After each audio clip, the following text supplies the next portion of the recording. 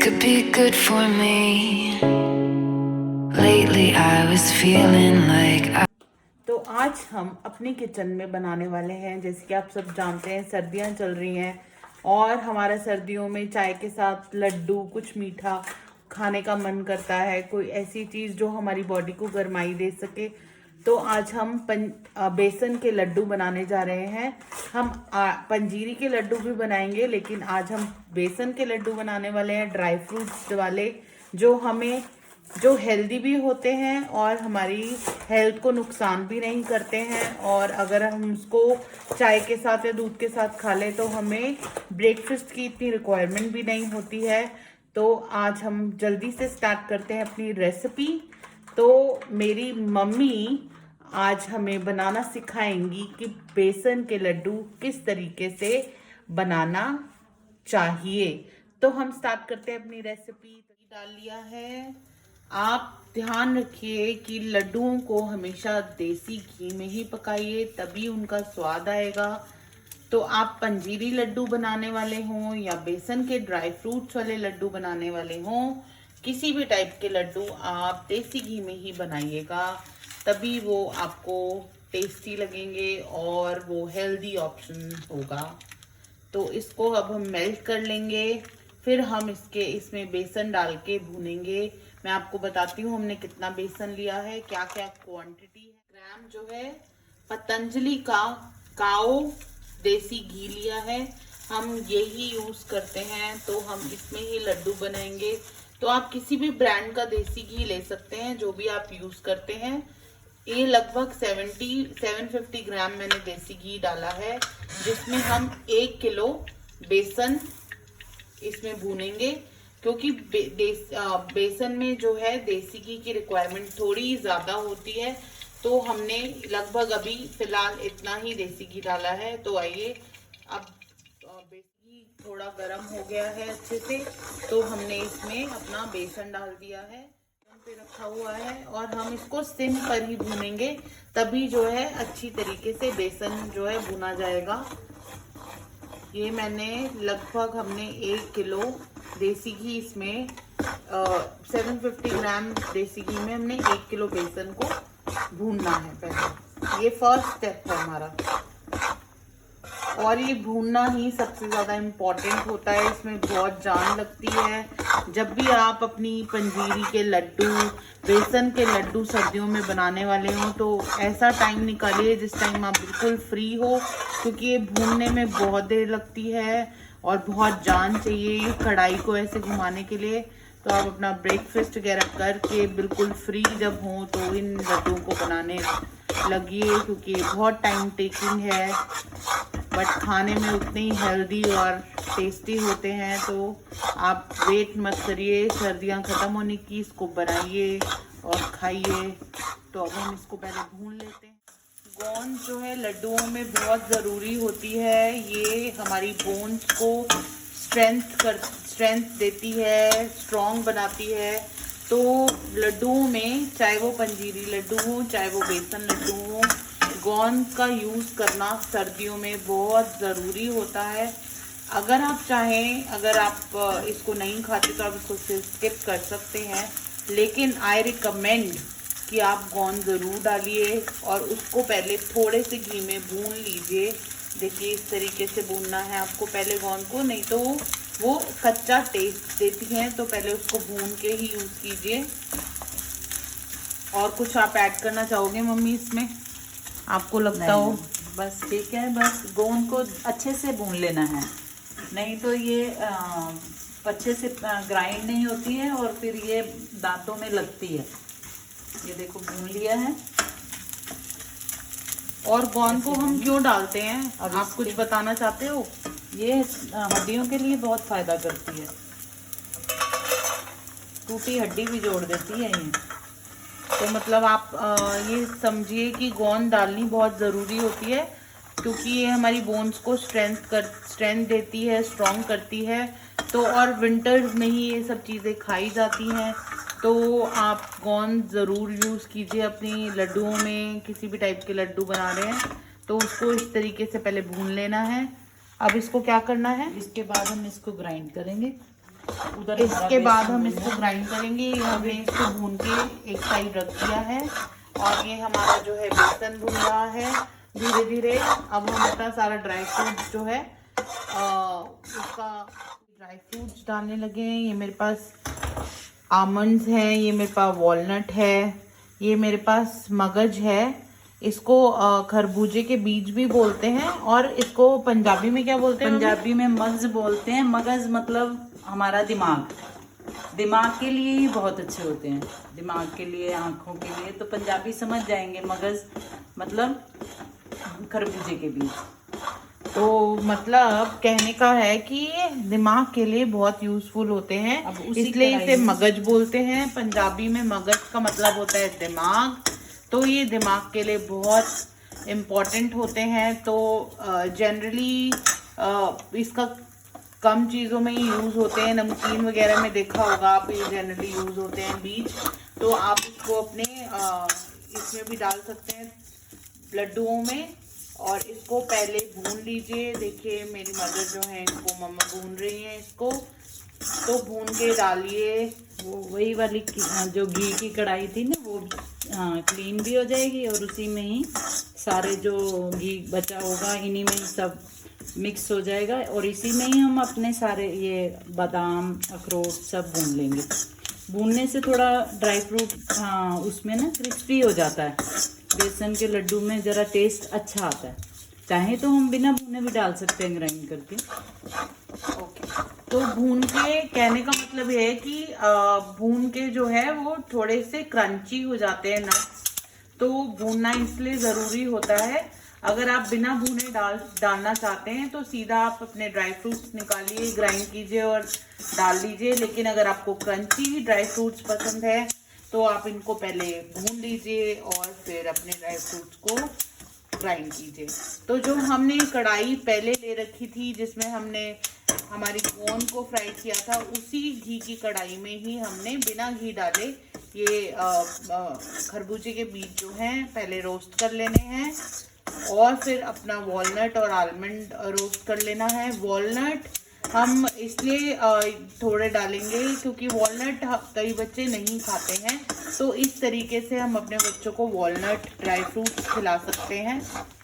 तो अब हम इसको रोस्ट कर लेते हैं। ये हमारा बेसन यहाँ तक भुना है। अभी ये बहुत लॉन्ग प्रोसेस है इसको भूनना, तो अभी इसमें काफ़ी टाइम लगने वाला है।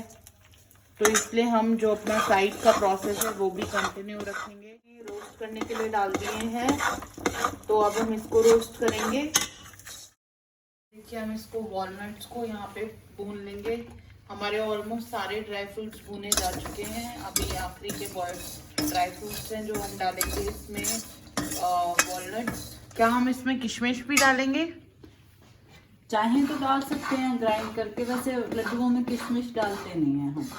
तो किशमिश भी ग्राइंड करनी होती है क्योंकि बच्चे खाते नहीं हैं। जो खा लें बच्चे, जो खा लें उनके लिए तो वैसे ही डाल दीजिए, लेकिन किशमिश बिल्कुल जब थोड़ा बेसन ठंडा हो जाता है तब डालते हैं, नहीं तो वो सख्त हो जाती है। रखना होता है लड्डू बनाने के लिए, कोई भी चीज़ बनाने के लिए हमें किशमिश जो है बिल्कुल एंड पॉइंट में डालनी होती है। अगर आप किसी टाइप का हलवा भी बना रहे हैं तो हमें जो किशमिश जो है सबसे एंड में ही डालनी होती है, नहीं तो वो सख्त हो जाती है। तो आप अगर इन लड्डुओं में किशमिश डालना चाहते हैं तो आप डालिए, नहीं तो आप अवॉइड भी कर सकते हैं टोटली। तो हमने जो ड्राई फ्रूट्स आज यूज़ किए हैं मैं आपको दिखा दूंगी फटाफट से।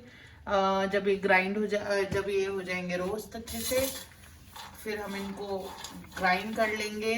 अभी ये वॉलनट्स जो है हमारे रोस्ट हो रहे हैं, अभी पूरी तरीके से रोस्ट हुए नहीं हैं। तो ये हमारे ड्राई फ्रूट्स हैं, ये मगज हमारे रोस्ट हो गए हैं, ये आमंड्स हमारे रोस्ट हो गए हैं, वॉलनट हमारे रोस्ट हो रहे हैं। अब बस हम चलेंगे इसको ग्राइंड करेंगे। आप ये लड्डू हमें मार्केट से भी मिल सकते हैं, किसी भी अच्छी स्वीट शॉप से आप इसको ले सकते हैं। लेकिन घर पे बनाना इसलिए अच्छा होता है क्योंकि विंटर्स हैं, हमें बिल्कुल फ्रेश चीज़ें हम घर में यूज़ कर सकते हैं हाइजीनिक वे से। थोड़ी क्वांटिटी में हम लड्डू बना सकते हैं और हाइजीन को मेंटेन करते हुए प्रॉपर प्योर चीज़ हमें घर पे मिलेगी। अब पता नहीं घी वगैरह का तो देखिए पता नहीं कितना प्योर होता है नहीं होता है, लेकिन हम अपनी तरफ से उसको अच्छे से बना सकते हैं। तो बनाने में थोड़ा ज़रूर टाइम लगता है, लेकिन वो हमें बहुत अच्छी प्योर चीज़ मिलती है। तो आप इसको प्रेफरेबली इसको घर पे ही बनाइए। अब इसकी जो है बेसन की खुशबू आने लग गई है, ये खुशबू छोड़ रहा है धीरे धीरे धीरे धीरे। जैसे जैसे भुनता जाएगा इसकी बढ़िया तरीके से खुशबू आती जाएगी। और इसमें हम मीठे की जगह आज कुछ नया डालेंगे। हम इसमें बूरा नहीं यूज़ कर रहे, इसमें हम चीनी ग्राइंड की हुई नहीं यूज़ कर रहे। इसमें हम क्या यूज़ कर रहे हैं मम्मा? करारा। परचून की दुकान पे आराम से मिल जाता है करारा, उससे जो है उनका टेस्ट ज़्यादा अच्छा आता है बूरे से। तो अब आप देख लीजिए कि हमने इसमें करारा यूज़ करना है। हमने किसी भी तरीके की चीनी का यूज़ नहीं करा, हम बूरा नहीं यूज़ करेंगे, हम चीनी को ग्राइंड करके यूज़ नहीं करेंगे। हम इसमें यूज़ करेंगे करारा, जिसे आप किसी भी परचून की शॉप से आप ले सकते हैं। और जैसा कि मेरी मदर ने बोला कि वो टेस्ट में बहुत अच्छी होती है, तो आप एक बार उससे भी अपने लड्डुओं को बना के ग्राइंड कर लिया। हमने अपने मगज को ग्राइंड कर लिया है। अब धीरे धीरे ऐसे ही हम सारे ड्राई फ्रूट्स ग्राइंड कर लेंगे। चाहे तो इनको साबुत भी डाल सकते हैं, पर बच्चे खाते नहीं है इसलिए ग्राइंड करना पड़ता है। तो हमने इनको साबुत इसलिए नहीं डाला क्योंकि कई बच्चे जो हैं साबुत ड्राई फ्रूट्स खाते नहीं हैं, तो इसलिए हम इसको ग्राइंड करके डालेंगे। कई बच्चे तो चॉकलेट्स में भी नट्स जो हैं अगर उनके मुंह में आते हैं। मेरा बेटा ही जो है नट्स की कोई भी चीज़ नहीं खाता है, तो इसलिए भी हम इसको ग्राइंड कर रहे हैं। ये आलमंड्स हमने डाल लिए हैं, अब इसको हम ग्राइंड कर लेंगे। आप इसको इकट्ठे ग्राइंड कर सकते हैं मम्मा? नहीं, अलग अलग करते हैं। हम इसे अलग अलग ही ग्राइंड करेंगे।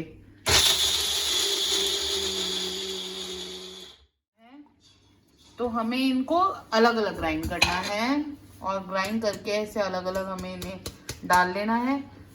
इसका रीज़न क्या होता है अलग अलग ग्राइंड करने का? क्योंकि प्रॉपर हर उसमें किसी में हार्डली हाफ सेकेंड लगता है, किसी में 2 मिनट लगते हैं, किसी में 1 है। अब हम कोन को ग्राइंड कर लेंगे कि हमने इसको जार में डाल दिया है। तो जैसे कि मम्मी ने बताया कि हर चीज़ को ग्राइंड करने का अलग अलग टाइम लिमिट होती है, इसीलिए हम अलग अलग ग्राइंड करते हैं। करारा है, कुछ बूरे की तरह ही ये दिखता है, लेकिन ये थोड़ा क्रंची है। इसमें बूरा बिल्कुल प्लेन होता है, ये बिल्कुल प्लेन नहीं है, थोड़ा दरदरा टेक्सचर में है। बूरा फाइन पिसा हुआ होता है, इसमें ये डिफरेंस है। ये थोड़ा दरदरे टेक्सचर में है। तो इस तरीके का कुछ दिखता है। आपने ग्राइंड कर लिए हैं और अब हम इनको एक बार हाथों से सबको मिक्स कर लेंगे अच्छे से। ऑयल की वजह से ये थोड़ा सा बीच में गांठें सी आ जाती है ना, इनमें ड्राई फ्रूट्स के अंदर जो ऑयल होता है उसकी वजह से। तो फिर इनको ऐसे करके फिर सारे प्लेन हो जाएगा। ओके, क्योंकि हमारे ड्राई फ्रूट्स के अंदर भी ऑयल होता है। आमंड का ऑयल सुना होगा, वॉलनट का ऑयल सुना होगा। तो जब हम इनको ग्राइंड करते हैं, और हमने थोड़े से कढ़ाई में भी घी था तो उसमें ग्राइंड किया है, तो वो अपना भी जो है ऑयल छोड़ते हैं। तो इसको इसी वजह से हमें हाथ से इनको दरदरा कर लेना है। इनमें जो गांठें बनी हुई हैं वो हमने गांठें निकाल लेनी है और इनको प्योर ऐसे पाउडर फॉर्म में इसको कर लेना है, ताकि इसकी गांठें भी निकल जाए। जैसे हमारी कढ़ाई में डालने से थोड़ा सा कलर चेंज कर रहा है, इसमें बुलबुले भी आ रहे हैं, लेकिन अभी भी ये कच्चा है, अभी ये अच्छे से भुना नहीं है। बेसन को आपने तब तक भूनना है जब तक वो घी ना छोड़ दे, जब तक वो छोड़ रहा है। बाकी है थोड़ा सा ब्राउनिश कलर में आएगा ना, तब इसको समझेंगे कि ये भून गया। अच्छा, इसका कलर ब्राउन हो जाना चाहिए। ये बिल्कुल भी कच्चा नहीं रहना चाहिए, नहीं तो बेसन जो है अगर कच्चा रह जाए तो उसका कच्चापन हमारे मुंह के अंदर आता है। तो इसको भूनते हुए हमें ध्यान रखना है कि भून हम बहुत अच्छे। बेसन का कलर जो है काफी हद तक चेंज हो गया है, परफेक्ट कलर आ गया है ये। इसमें हमने ड्राई फ्रूट्स जो हैं डाल दिए हैं और इसको ड्राई फ्रूट्स के भी साथ हम भूनेंगे। हाँ, थोड़ा सा हम इसको ड्राई फ्रूट्स के साथ भी भूनेंगे। तो ऐसे धीरे धीरे आपको ड्राई फ्रूट्स डालने हैं, इसको पूरे इकट्ठे एकदम सारे ड्राई फ्रूट्स आपको नहीं डालने, धीरे धीरे करके आपको ड्राई फ्रूट्स ऐड करने हैं। थोड़ी गांठें हैं तो हम इसको भी ग्राइंड करके एक डब्बे में डाल लेंगे। इसका मेजरमेंट कर लेंगे हमें कितना डालना है मम्मा मीठा। 1 kg अगर बेसन है तो 750 ग्राम मीठा डालेंगे।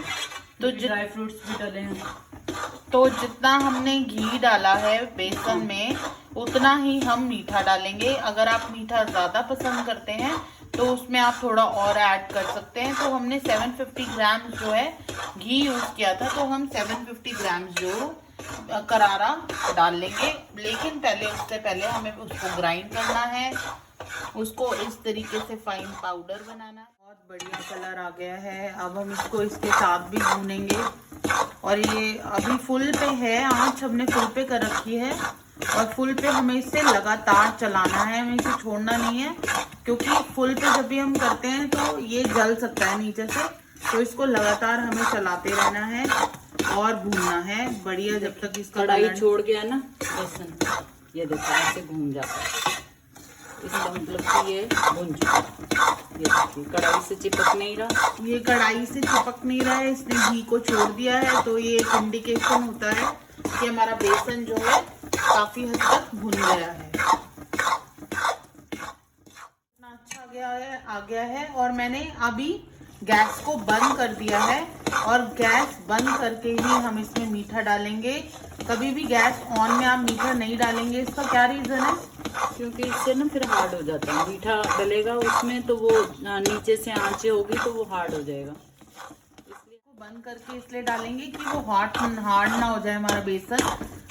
वो नीचे से आंच चलेगी और हम उसको ऐड करेंगे तो हार्ड होने के चांसेस हैं। तो हमें हार्ड नहीं करना है, इसलिए हमें गैस बंद करनी है और धीरे धीरे अपना जो भी हम शुगर या बेसन बूरा या करारा जो भी हम डाल रहे हैं, हम गैस को बंद करके ही डालेंगे। इस तरीके से थोड़ा थोड़ा ऐड करेंगे। तो इसको ऐड कीजिए और अपने लड्डू को बनाइए। देखिए कलर कितना अच्छा आ गया है। तो अब हम इसको ठंडा होने रख देंगे। ठंडा हल्का थोड़ा सा ठंडा होने के बाद ही लड्डू बाइंड होंगे। तो अब हम इसको इस स्टेज पे अपना करारा ऐड करने के बाद हम इसको ठंडा होने रख देंगे। बहुत ज़्यादा हमें ठंडा नहीं करना है, बस इसको वार्म तक हमें ठंडा करना है और फिर इसके हम लड्डुओं की शेप दे देंगे। और इसमें मैं अगर बताऊं आपको, सिर्फ ये बनाने का टाइम जो है, हमने इसको 12 बजे स्टार्ट किया था और हमारे 1:30 बज रहे हैं। तो ऑलमोस्ट 1 hour 15 मिनट हमें इसको बनाने में लगा है। तो अभी हम इसको ठंडा करेंगे और फिर इसको लड्डू बनाएंगे। तो उसका जो टाइम है वो अलग है। सिर्फ गैस का और ड्राई फ्रूट्स को प्रिपेयर करने का टाइम है तैयार। अब हमारे घर सब ने अलग अलग इसमें रोल प्ले किया है। जैसे कि लड्डू बनाने के लिए आई थी मेरी मम्मी, शूट करने के लिए आई थी मैं।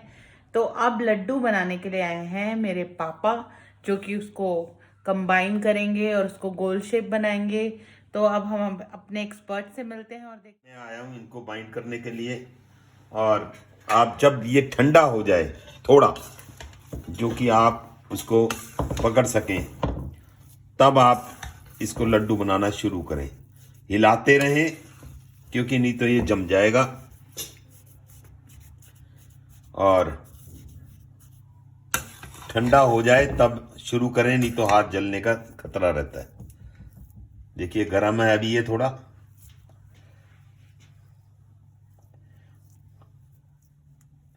तो इसको आज आप बड़ा शेप में बनाएंगे या छोटी शेप में बनाएंगे? देखिए बहुत बड़ा नहीं होना चाहिए, क्योंकि खाने में उतना ही बने जितना ये खाया जाए। ये ना हो लड्डू तोड़ा और फेंक दिया। ये देखिए मैं बना बना के रख रहा हूँ। तो ये हमारे बन रहे हैं लड्डू, जो कि छोटी, आप इसको पेड़े की शेप भी कह सकते हैं, है ना? हाँ, पेड़े की शेप में, क्योंकि बहुत बड़ा बनाऊंगा तो ये खाया नहीं जाएगा। क्योंकि ये हैवी है, इसमें बहुत सारा ड्राई फ्रूट्स डला है, इसमें घी डला है, इसलिए ये हैवी हैं, तो इतने बड़े खाए नहीं जाएंगे। तो आप जितना लड्डू की शेप आप अपने अकॉर्डिंग ले सकते हैं। सही कहा ना मैंने पापा? बिल्कुल, बहुत बढ़िया। जितना आपका बच्चा खा सकता है उस हिसाब से लड्डू बनाएं। और तो ये खाली बच्चों ने थोड़ा ना खाने हैं। हाँ, बच्चा बड़ा खा सकता है। हाँ जी, बिल्कुल सही बात है। जितना आप खा सकते हैं उतना आप इसको लीजिए और बनाइए। इस तरीके से आप अपने सारे लड्डू हमारी 4 प्लेट में आए, इतनी क्वांटिटी जितनी हमने ली थी, 4 प्लेट्स में ऐसे लड्डू बने हैं। आपको अगर ये पसंद आए हों तो मेरे वीडियो को लाइक कीजिए, कमेंट कीजिए, और अगर मुझे सब्सक्राइब नहीं किया तो आप मुझे सब्सक्राइब कीजिए। ओके, मिलते हैं और रेसिपीज़ के साथ। Bye bye, take care, stay safe.